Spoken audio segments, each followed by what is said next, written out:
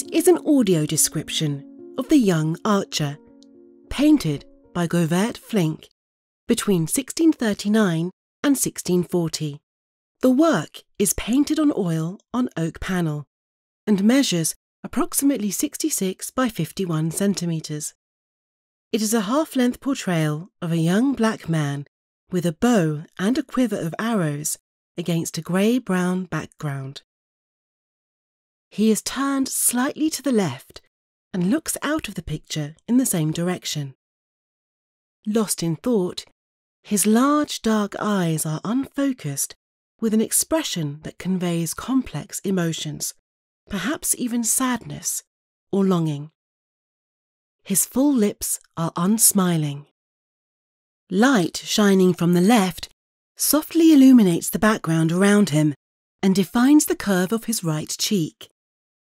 His broad nose, slightly protruding lower lip, and the top of his forehead reflect highlights that are suggested by small dabs of whitish paint. The left side of his face is in dark shadow. His skin is a subtle play of shades of brown, in which there are traces of red, olive green, grey, and black. Closely cropped black curls emphasise the rounded contours of his head. The archer is dressed in a loose-fitting greenish-brown coat, with full sleeves gathered into cuffs.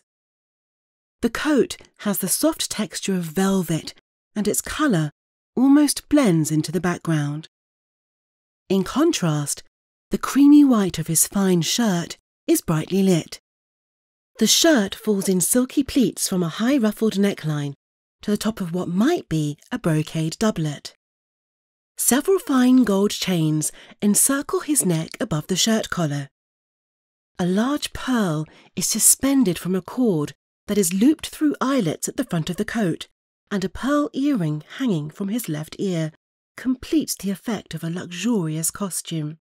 The young man grasps the centre of the bow against his chest with his right hand, so that the curve of the upper limb sweeps across his left shoulder to the edge of the picture. A gilded quiver full of arrows hangs behind his left shoulder. It is secured to the bow by a cord and a heavy, ornate gold chain that is hooked to the bow close to his hand. The chain forms a diagonal in the composition that emphasises the trajectory of the bow. The sensitive representation of the different ways light falls on every surface enlivens the almost monochromatic quality of the painting. Govaert Flinck studied under Rembrandt for 3 years before establishing himself as an independent artist in 1636. At one time, The Young Archer was considered a fine example of Rembrandt's work and was acquired as such by the 4th Marquess of Hertford in 1848. The painting was reattributed to Flinck in 1928. The attribution was confirmed by the remains of his signature and a drawing of the same model, thought to be by Flinck, in a private collection in Paris. The sitter is unknown, but it has recently been suggested that he may represent a literary character, as yet unidentified. We can only imagine the story of this young man and what his thoughts might tell us.